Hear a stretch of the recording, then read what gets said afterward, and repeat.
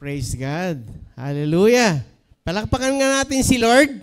Pagkamat maulan na umaga, pero nakita natin, inuuna pa rin natin ang ating Panginoon. Amen.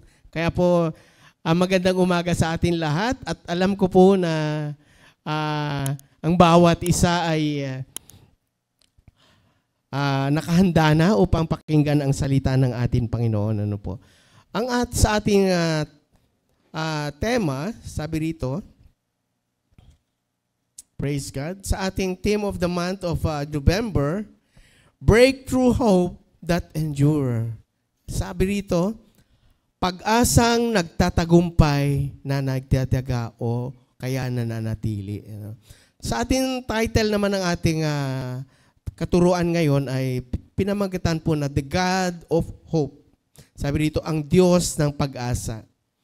At ang sabi ng ang ating text, makita po natin sa Romans chapter 15 verse 13. Sabay-sabay po natin basahin.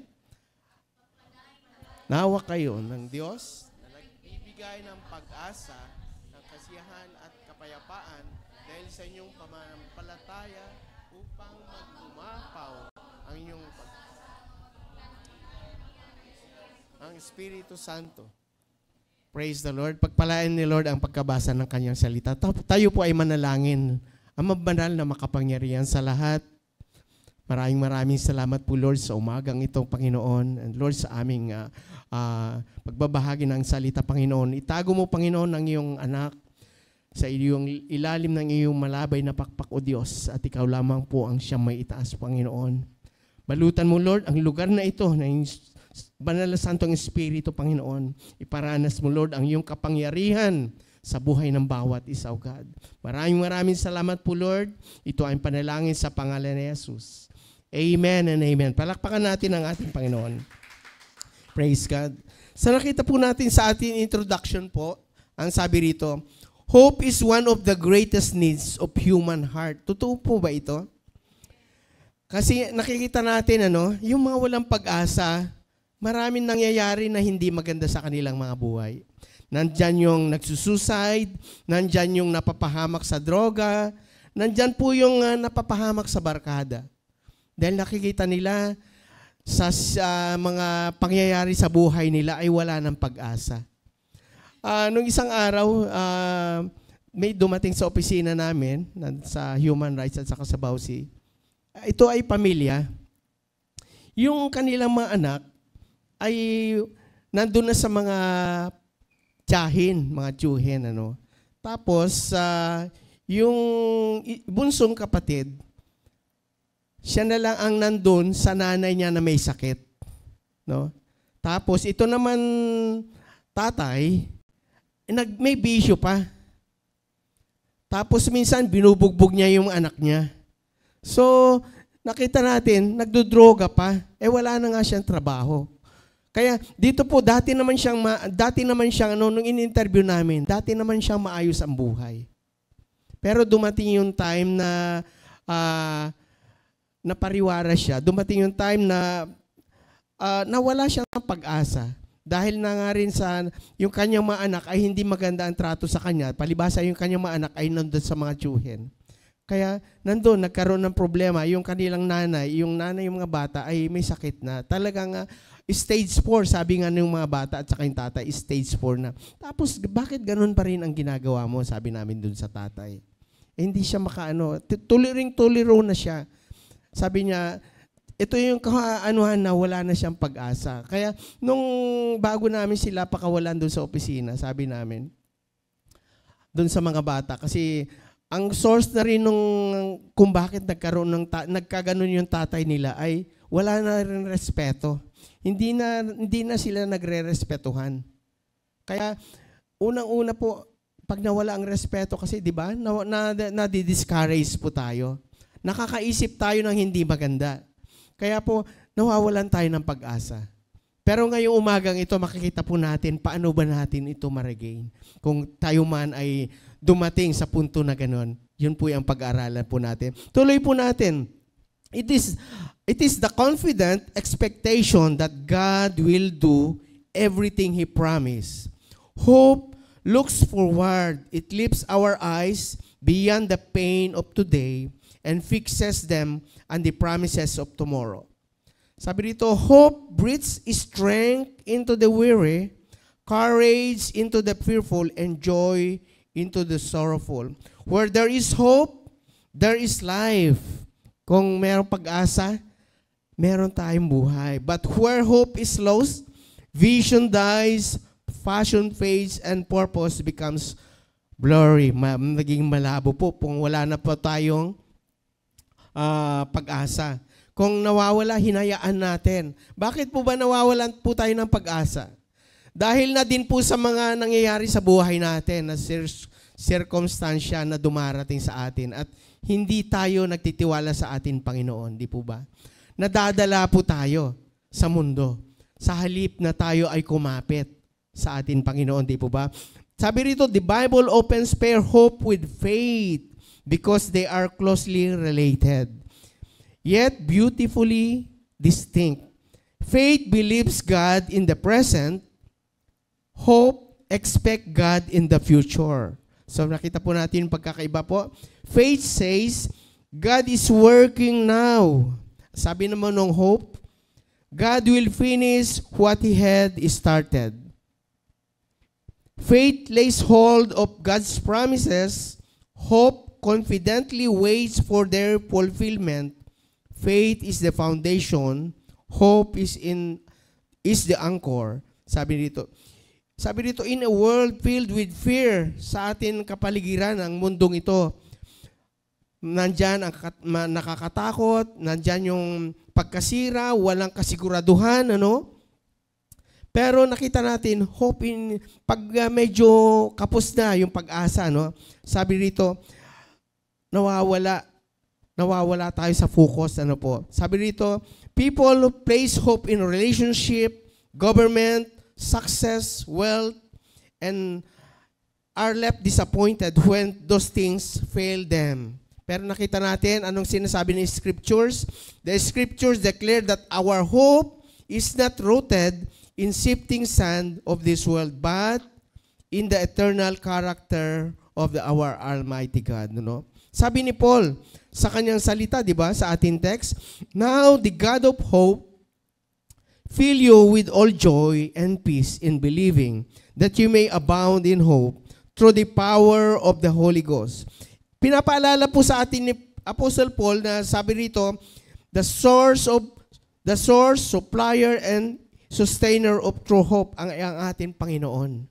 Sa Kanya nagsisimula, nagmumula, at nanggagaling. And because of Him, hope is not wishful thinking, it is confident assurance. Ina-assure tayo ng Panginoon kung meron tayong pag-asa, no?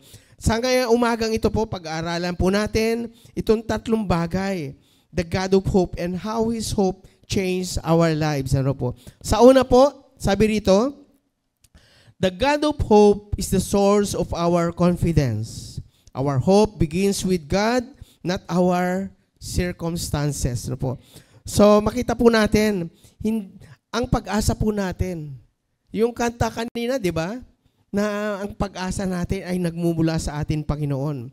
Hindi nagmumula sa atin mga circumstansya or mga circumstances. God does not simply give hope. Bakit? Siya ang pag-asa natin. Hindi siya nagbibigay, kundi siya mismo ang pag-asa natin. Everything that He said is everything that He does. He does fuels our confidence in the future. We are not hoping He might be good. We are hoping because He is good. Amen? We are not wishing He might be faithful, but we are hoping because He is faithful. No?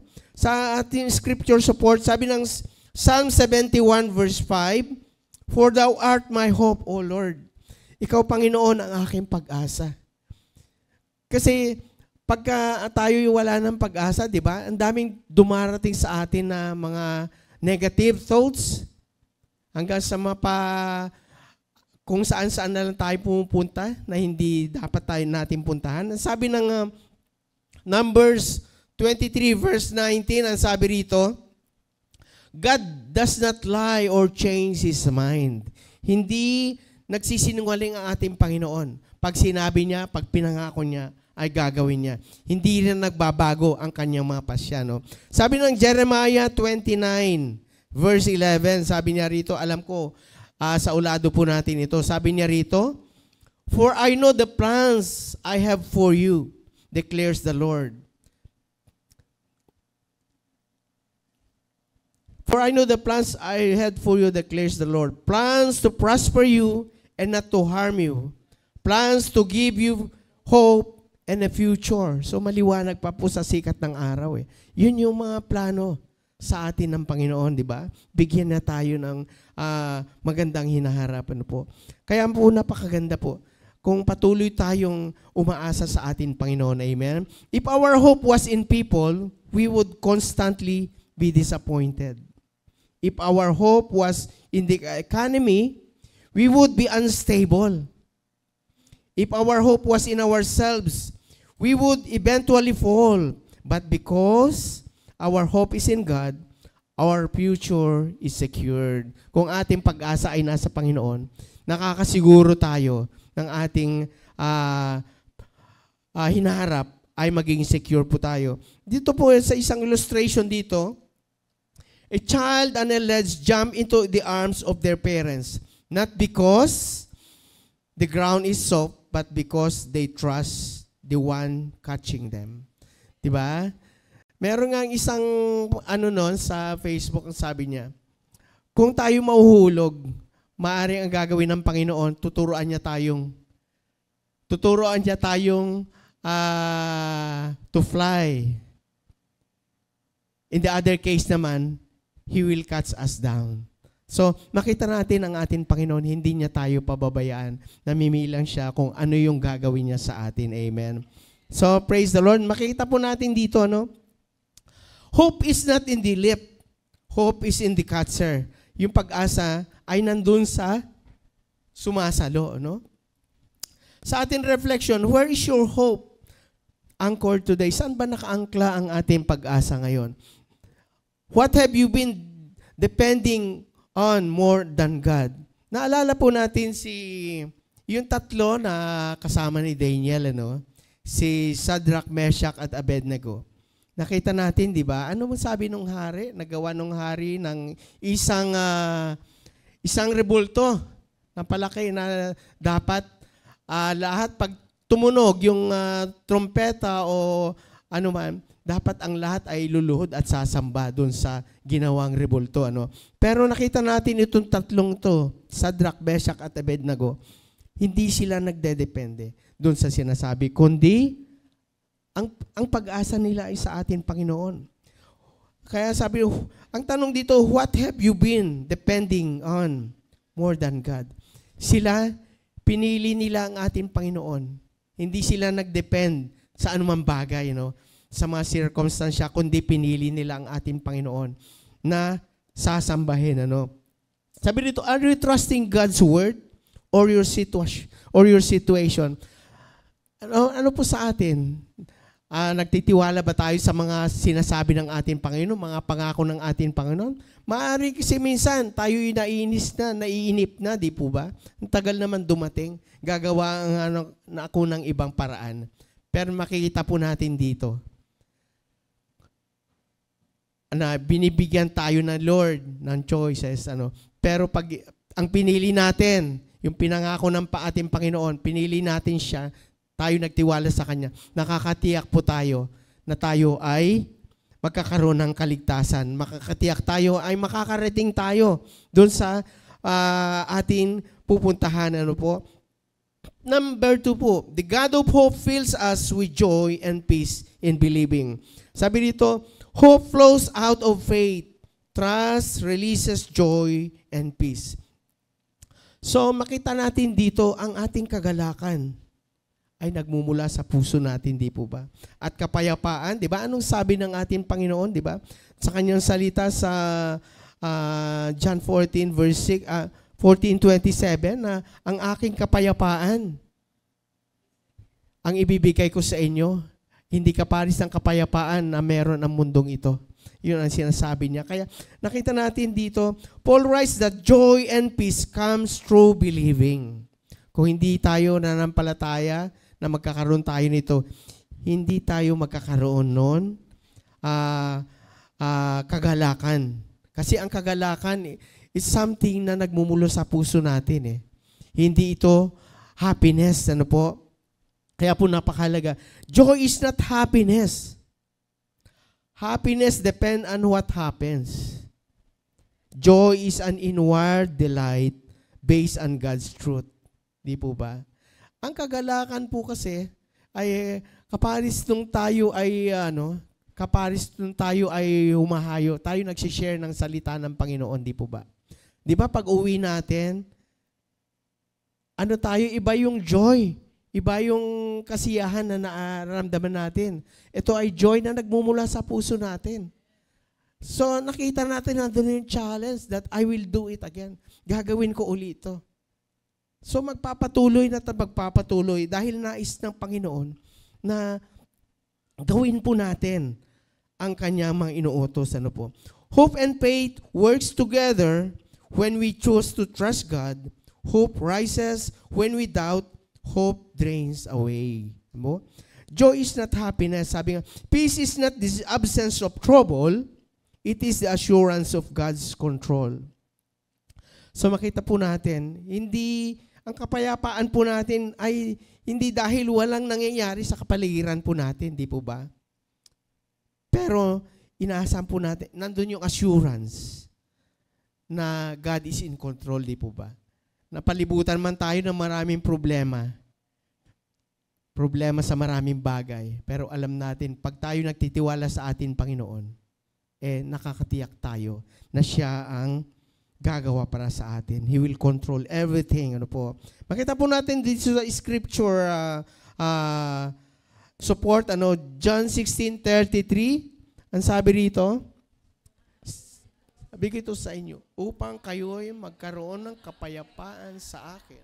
Magdaranas kayo ng kapigatian sa mundong ito, ngunit lakasan ninyo ang iyong loob, nalupig ko na ang sanlibutan. So makita po natin dito, ina-assure tayo ng Panginoon. Nandun yung assurance, no? At napaka ganda para sa atin, dahil ginawa na ito ng Panginoon. Ang kailangan lang natin ay we must have that faith and para po mangyayari po ito, no? So nakita po natin dito, anong sabi ng Isaiah 26 verse 3, sabi niya rito, no?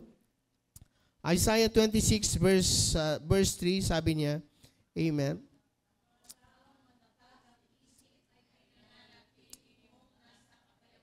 Sapagkat sa iyo sila nagtitiwala.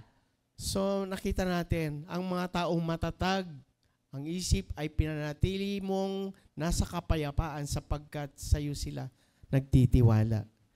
If we have that hope in the Lord, makita po natin, naroon po yung hindi tayo natataranta, di po ba? Kasi God is in control. Nagtitiwala tayo sa atin, Panginoon. Amen? So, the world tries to manufacture hope through entertainment, possessions, and distractions, but only God fills our souls with lasting joy and peace.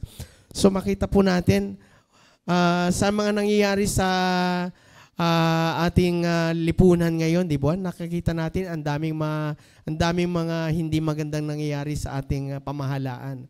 Pero tayo, ang pagtitiwala natin sa ating Panginoon ay gayon na lamang. Meron at meron mangyayari. Meron at meron gagawin ng ating Panginoon para gumanda ang ating bansa. Amen? Praise the Lord. Palakpakan natin si Lord. Praise God.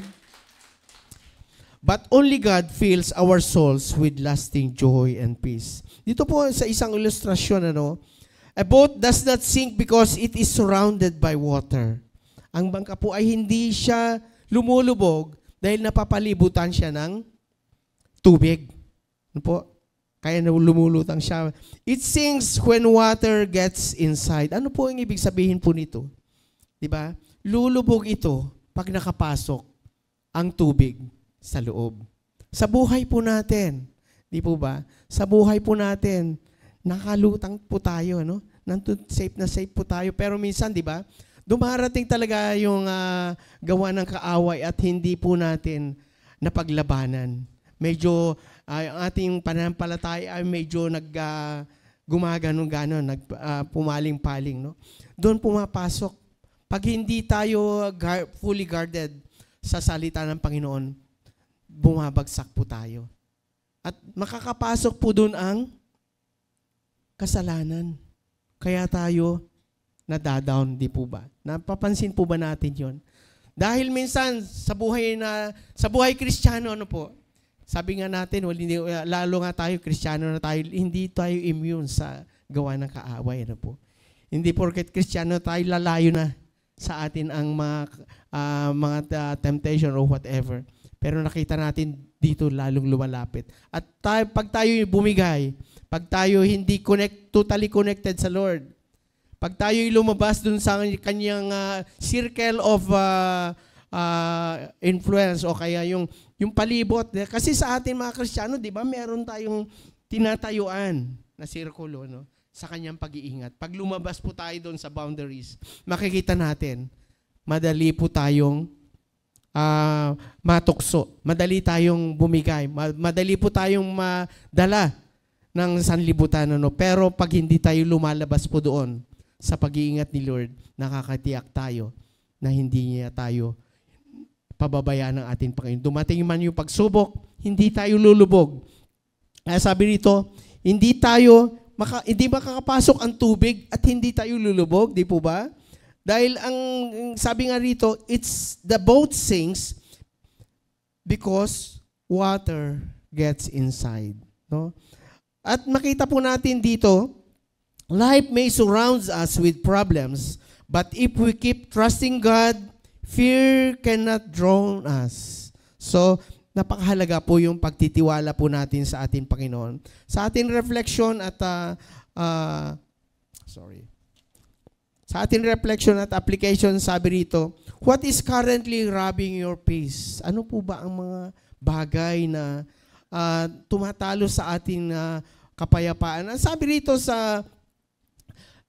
ang sabi ng John 14:27, sabi rito, peace I leave you, my peace I give you. I didn't give you as the world gives. Do not let your hearts be troubled and do not be afraid. So ano po bang sinasabi natin? Ano ba ang umaagaw sa kapayapaan na meron pinagkaloob sa atin, Panginoon? Anong mga sitwasyon na na ninanakaw yung ating kapayapaan? Yung mga sitwasyon ba na ito ay nasabi na natin sa ating Panginoon?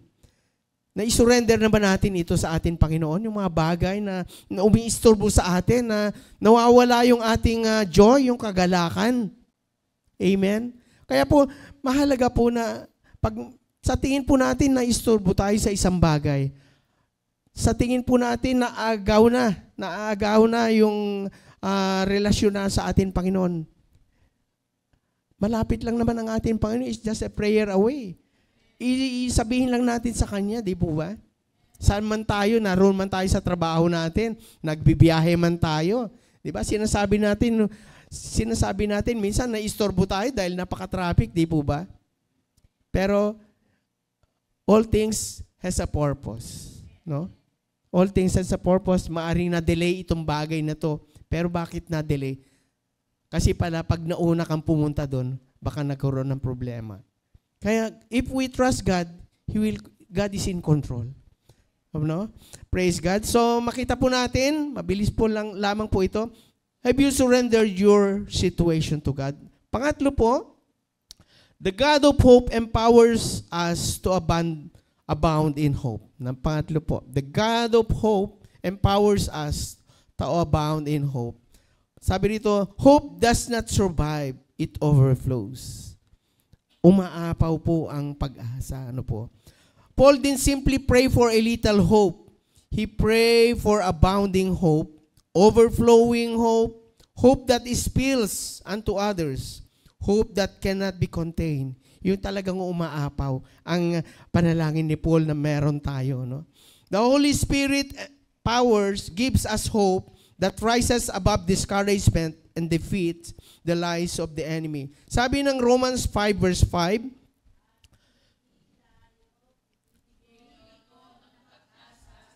sapagkat ang pag-ibig ng Diyos ay binuhos sa ating mga puso sa pamamagitan ng santo kaloob sa atin. Amen. So makita natin dito, no, hindi binibigo ang pag-asa sapagkat ang ating Diyos mismo ay binuhos na sa atin puso ang bagay na yon, ano po. So makita po natin, ano, makita pa rin pa natin dito sa Isaiah chapter 40 verse 31. We hope in the Lord renews our strength. Ano sabi ng Isaiah chapter 40 verse 31?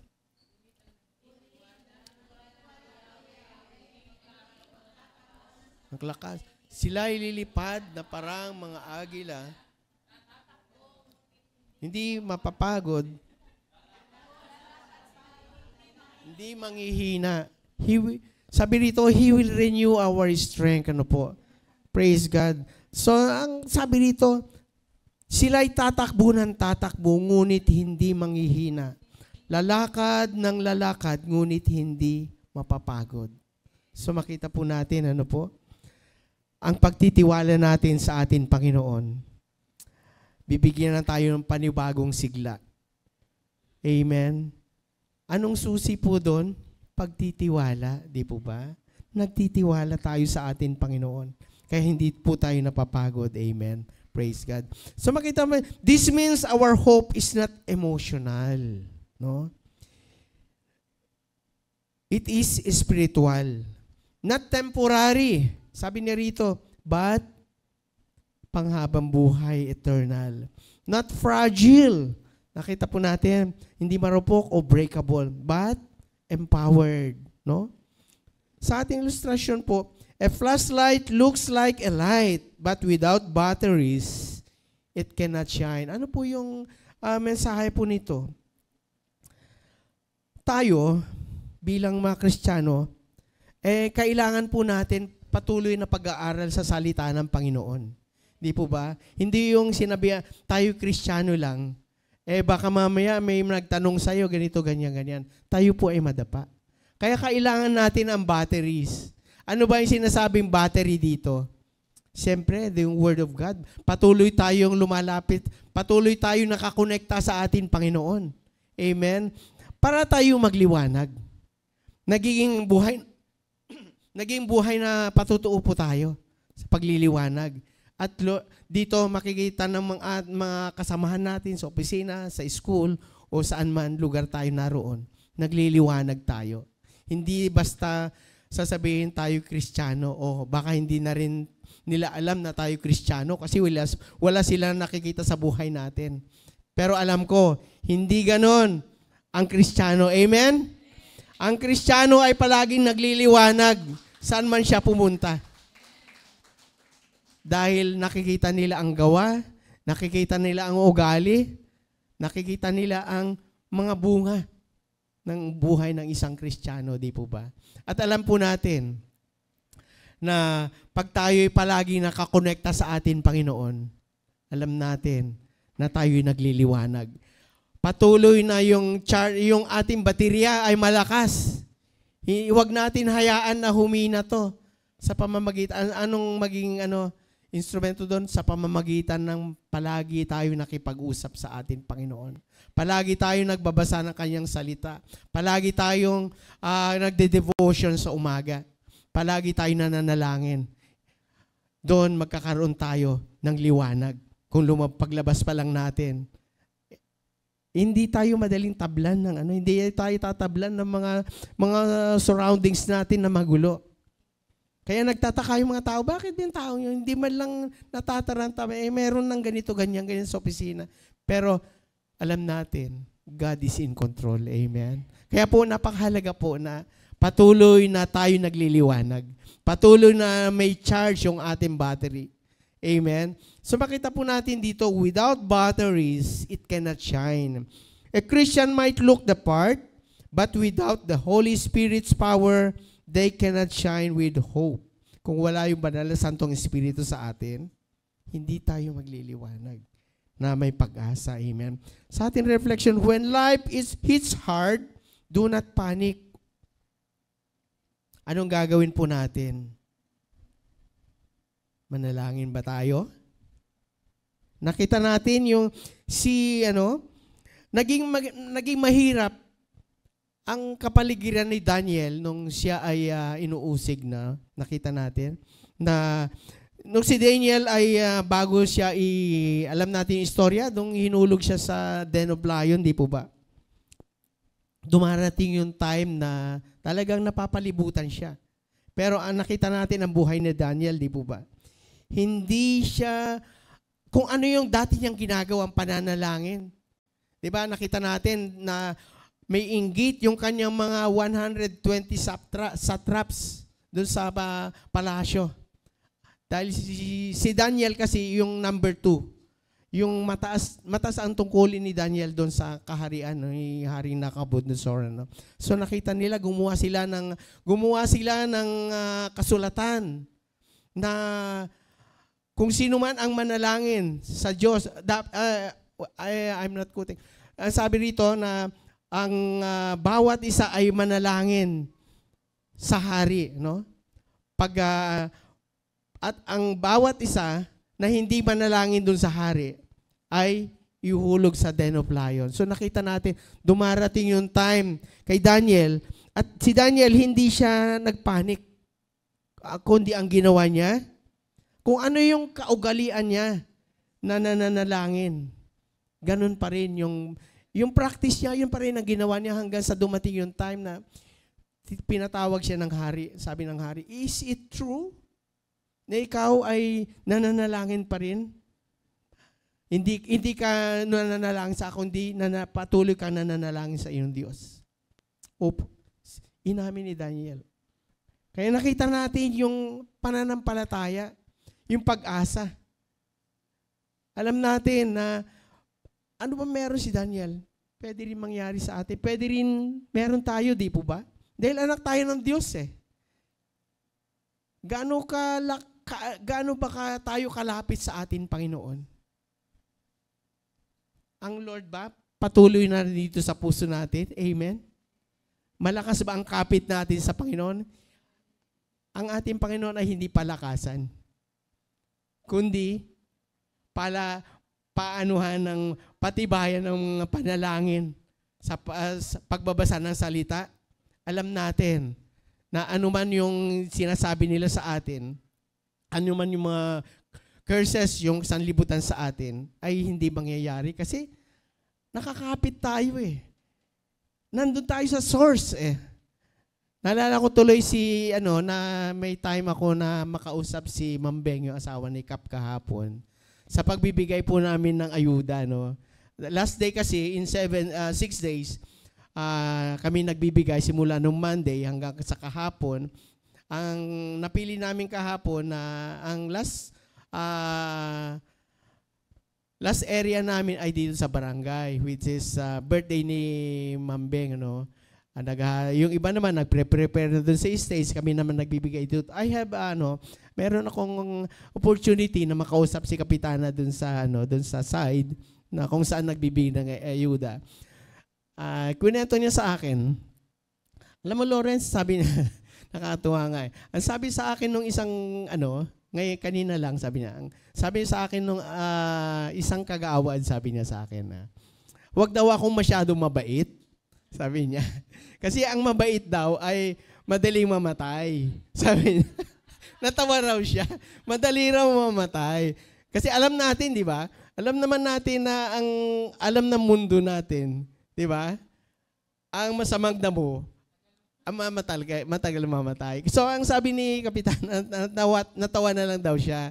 Sabi, natawa na lang ako. So, may shinare ako sa kanya na isang verse bago ko sinabi yung sagot doon sa kanyang sinabi doon sa kanya. Dahil birthday niya, sabi ko sa kanya, shinare ko sa kanya yung Psalms 20 verse 4.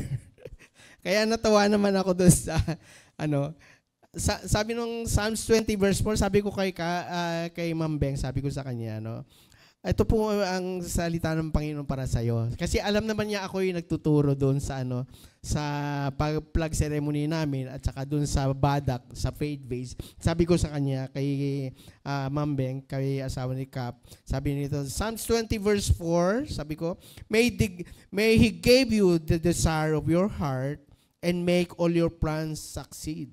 Sabi ko sa kanya, dahil sa maraming mga project na kanyang ginagawa, sabi ko, napakarami po, napakalawak po yung project po ninyo. Kahit hindi sakop ng barangay natin, na pag lumapit po sa inyo, ay naroon pa rin yung inyong kamay para tulungan sila. Ito po yung verse para sa inyo po, sabi ko sa kanya. Makikita po natin sa Proverbs 19 verse 17. Actually, pinakita ko sa kanya yung scripture. Sabi ko, He who is kind to the poor lends to the Lord, and He will reward him for what he has done. Kaya po, ang ginagawa po ninyo ay pinapautang nyo ang Panginoon eh. Sabi ng kanyang salita, He who is kind to the poor lends to the Lord, and He will reward him for what he has done. Kaya tuwan-tuwa siya eh. Pero hindi niya makalimutan yung sinabi ng kagawad sa kanya. So, after, ito po yung masasabi ko po dun sa sinabi ng kagawad po sa inyo, sabi ko sa kanya, with long life, I will satisfy you. So makita natin sa Psalms 91, di po ba? With long life, I will satisfy you and give you my salvation. Kaya po, sabi niya sa akin, ako naman talaga naging naging passion ko na ito tumulong, sabi niya. Hindi man kami ni Kapmar, hindi man kami yung mayaman, sabi niya.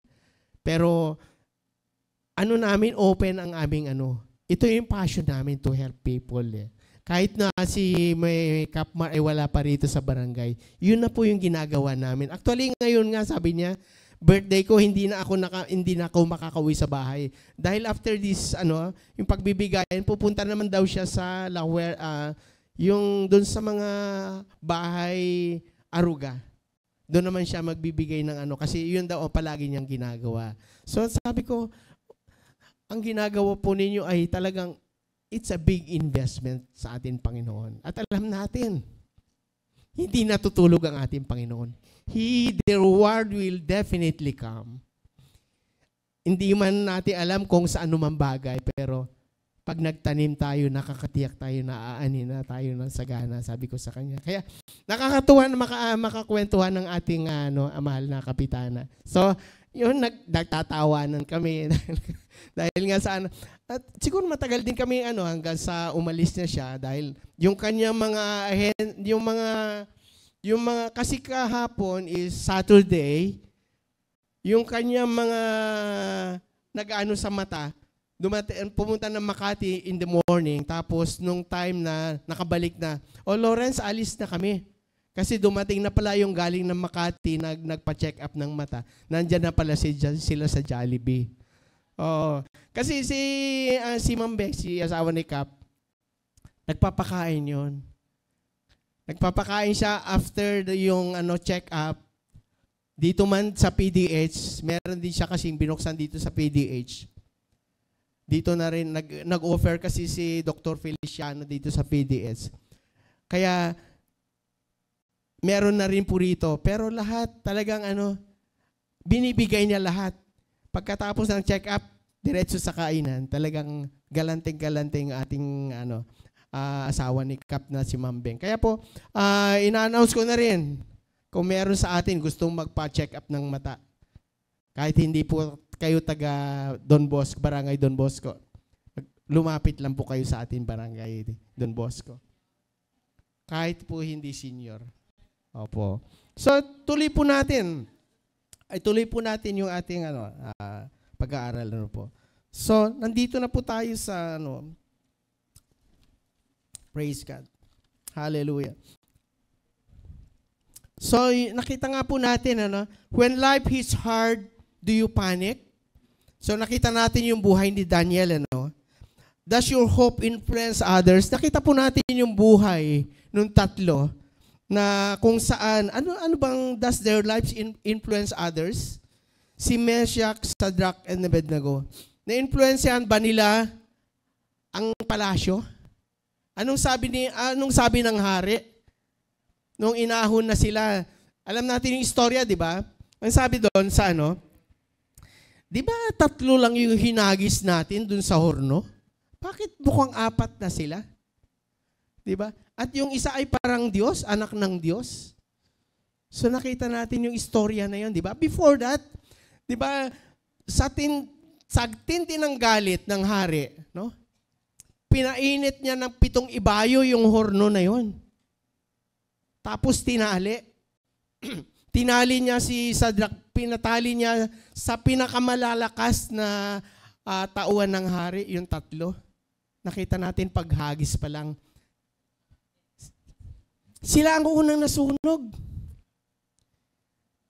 Dahil sa lakas ng apoy, sa lakas ng init, sila ang unang nasunog, yung naghagis na malalaking katawan. So nakita natin yung protection. Dahil before that, di ba sabi, bago mangyari yun, di ba? Hindi man kami ililigtas ng aming Diyos, hindi pa rin kami sasamba sa rebultong yan. Nakita po natin yung paninindigan, pananampalataya, at pag-asa. Amen?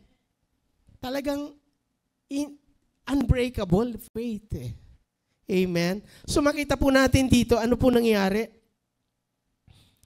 Nung iahon na sila, how do they influence the community and the whole yung buong kaharian? Paano nila influence? Pagkaahon nila, anong sabi ng hari? Gumawa siya ng kasulatan. At ang sinabi ng kasulatan na yon, na ang sasambahin lamang ay ang Diyos. Ni Shadrach, Meshach, and Abednego, si Daniel.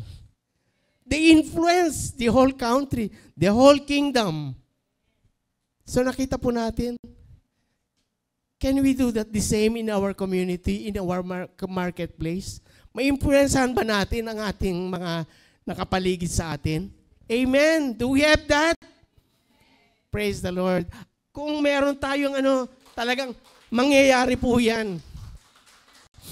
We must influence the community or saan man yung marketplace po natin. Yun ang nais ng Panginoon. Ano po ba ang kailangan natin para ma-influencehan natin sila? Sa pamamagitan ng pag-connecta natin palagi sa ating Panginoon. Iniisip natin, mahirap yata yun, Brother Lawrence. Pero pag nandun yung desire natin, pag nandun yung patuloy na pag-aaral natin ng salita, mangyayari po ito dahil ang Diyos mismo ang gagabay sa atin. Amen. Alam niyo po sa aming pagbibigay ng ayuda, dahil binibigyan din ako ng time para magsalita dun sa lahat ng mga kumukuha ng ayuda, yung mga senior citizen, sinasabi ko po sa kanila, ready na po ba tayo? Tatanungin ko sa kanila, ready na po ba tayo? Opo. Kung sakali po ba na ang iniisip ng ready, kung pwede na silang kumuha ng ayuda. Sabi ko, tayo'y malapit na po tayo mag-exit. Malapit na po tayo mag-exit. Ibig sabihin po pag-exit ay, na tayo, malapit na tayo mag-graduate. Pag kinuha pa ni Lord yung pinahiram sa'yo na hininga, handa ka na bang humarap sa Kanya? Yun po yung tanong. Pero alam ko tayong lahat na naririto, handa tayo, di po ba? Amen! Palakpakan natin si Lord. Kaya po, medyo very challenging din. Kasi, pero halos puro, PWD, yung hilera doon, tapos mga senior citizens, nandyan sila. At, sila? attentive po sila sa lahat ng sasabihin, lalo pag si Kapitan ang nagsasalita na talagang very attentive sila. Kasi yan, yun nga, bago si Kapitan dumating, pinagsasalita kami na mga leaders ng mga senior citizens. So, yun po yung sinasabi ko dun sa mga seniors. Ready na ba sila? Pag dumating ba si Lord, ready na po ba kayo? Sasabihin ba niya, akyat ka na? O nakasulat? Pag tinanong ka ba, nakasulat ba yung pangalan mo? Kasi ang alam natin, di ba? Alam natin yung istorya ni San Pedro. Sino nakaalam yung istorya ni San Pedro?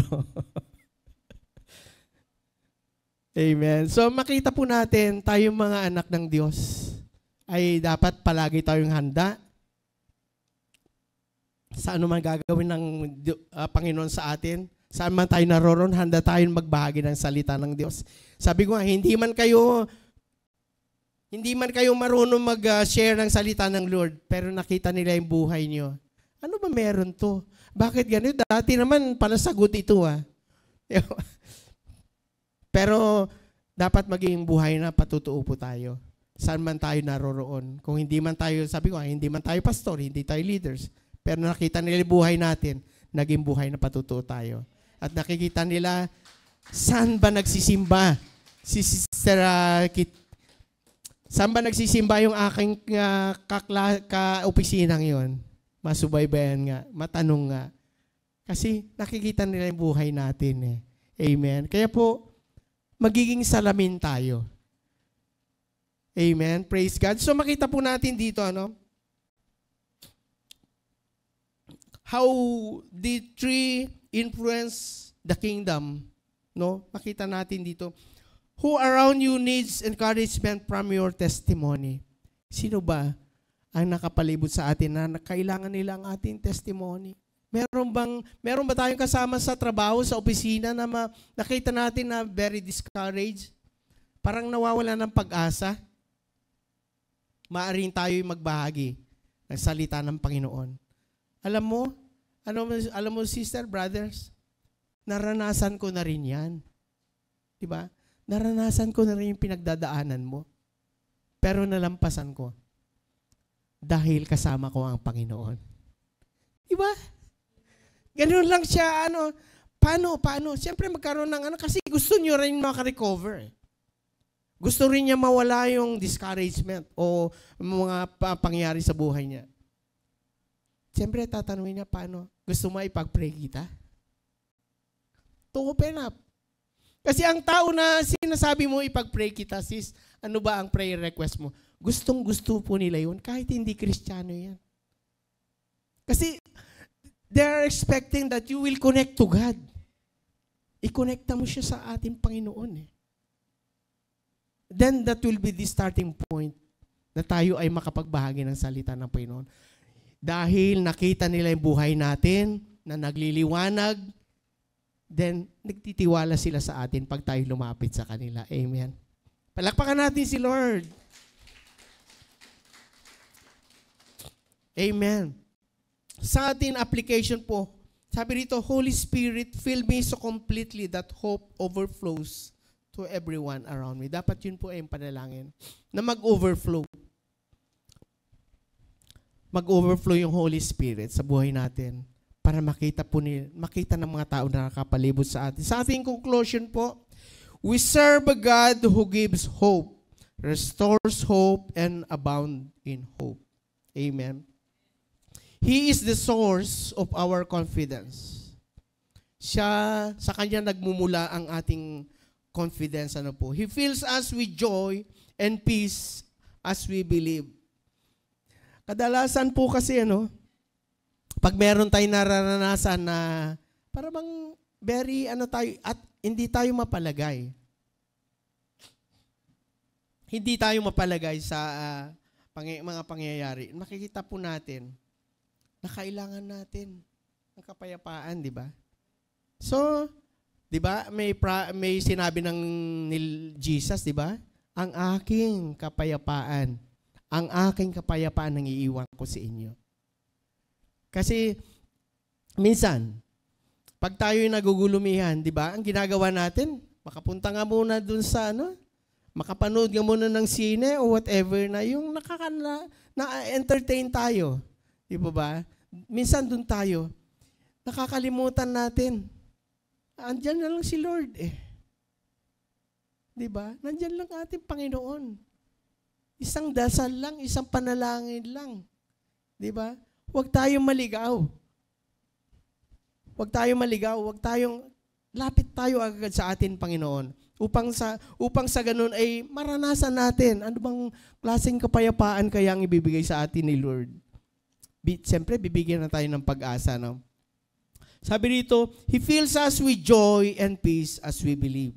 He empowers us by the Holy Spirit to overflow with hope. Hope is not gone. God is still working. He is still faithful and He is still the God of hope. Ang sa ating text, ang sabi rito, now the God of hope fill you with all joy and peace in believing, that you may abound in hope through the power of the Holy Ghost. May His hope fill our hearts today. At panalangin po natin na mapuspos tayo ng banal na Santong Espiritu upang maranasan po natin ang pag-asa na Kanyang pinapangako sa atin. Amen. Bago po tayo panalangin, can we sing the right song? Hallelujah.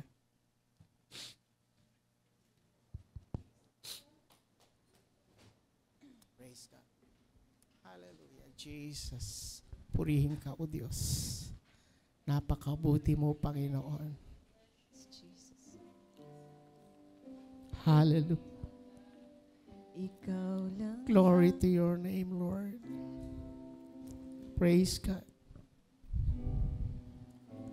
Hallelujah, Jesus. Sige pa. Ikaw lang ang pag-asa ko, tanging ikaw ang buhay ko, Jesus. Kahit ako'y nangangamba, basta't ikaw ang kasama, panatag na. Ikaw lang ang sasambahin. Hallelujah. Ikaw lang ang sasambahin, paligid man ay magdilim, Jesus. Kahit may suliranin man, lagi kang aawitan, ikaw lamang. Kahit kailan, di ka nagkulang, biyaya mo sa akin laging laan. Ang pag-ibig mo sa akin walang hanggan. Inibig mo ako noon pa man. Ikaw lang ang pag-asa ko, tanging ikaw ang buhay ko, Jesus. Kahit ako'y nangangamba, basta't ikaw ang kasama, panatag na. Kahit kailan, di ka nagkulang, biyaya mo sa akin laging laan. Ang pag-ibig mo sa akin walang hanggan. Inibig mo ako noon pa man, kahit kailan. Hallelujah, hallelujah. Purihin ka, O Diyos. You are the source of our hope, O God. You are the source of our hope, O Lord. Maraming salamat po, Panginoon, sa pag-asa. Patuloy mong pinagkakalumbos sa amin, O God. Madalas, Panginoon, na kami po ay nawawala ng pag-asa. But Lord, when we reach you, Panginoon, ay naroon ka palagi, Panginoon, upang kami po ay gabayan at patnubayan at binibigyan muli ng malaking pag-asa, Panginoon. Maraming salamat po, O Diyos. At Lord, sa aking mga kapatid na naririto, O Diyos, patuloy ka pong gumabay po sa bawat isa. Kung meron man po sa amin, Panginoon, na medyo nagugulumihanan, Panginoon, Lord, iparanas mo, Lord, ang iyong kapangyarihan. Ipaalala mo, Lord, ang iyong mga salita, Panginoon, na kanyang narinig noon pa man, Panginoon. At iparanas mo, yakapin mo, Panginoon, ang kapatid kong ito, O Diyos. Kumilos ka, Panginoon. Lord, I pray, O God, na kung meron man sa aming kalagitnaan, Panginoon, na nanawala na ng pag-asa, Panginoon. Lord, I pray for that person, O God. Touch him, touch her, O God, in Jesus' name, in Jesus' name. Lord, enlighten, Panginoon, kung siya man po, Panginoon, ay medyo nawawala na sa direction, Panginoon. Lord, I pray, Father, na patuloy ka kung kumilos sa buhay ng bawat isa. Iparanas mo, Lord, ang iyong kapangyarihan sa buhay ng bawat isang mga kapatid kong naririto. Upang sa ganun, Panginoon, nandoon yung encouragement palagi, Panginoon. Lord, we pray, O God, na huwag mong hayaan, Panginoon, na kami makawala, Panginoon. Mapalayo sa iyo, Panginoon. Pagkus, Panginoon. Please, Lord, rebuke us, O Father God, upang kami po ay hindi mapariwara ang aming mga buhay, Panginoon. Gabayan mo, Lord, ang bawat isa. Kung meron man, Panginoon, dito sa aming kalagitnaan na nag-aalala, Panginoon, dahil may sakit o karamdaman, Panginoon. Lord, I pray, Father God, na iparanas mo, Lord. Touch that person, O God, in Jesus' name, in Jesus' name. Ikaw ang Diyos ng himala. Ano man mga problema, ano man mga pinagdadaanan po namin, Lord, ikaw po, Diyos, ang siyang patuloy na manguna po sa amin. Lord, ano man mga problema, walang imposible sa iyo, O Diyos. Kaya't Lord, linalapit po namin ang lahat ng bagay na ito, Panginoon. Dahil alam po namin, walang imposible sa iyo, Panginoon. Kung ito man ay ginawa mo nun sa buhay ng isang tao, ay kaya mo rin gawin, Panginoon, sa buhay nila, Panginoon. Lord, maraming salamat po, Panginoon. Pagpalain mo, Lord, ang bawat isa at aming salita na aming napag-aralan, Panginoon, ay maibaon po namin at magamit po namin upang kami po ay ma-refresh araw-araw, Panginoon. Salamat po, Lord. Ito ay panalangin sa pangalan ni Jesus. Amen and amen. Palakpakan natin ang ating Panginoon. Praise God.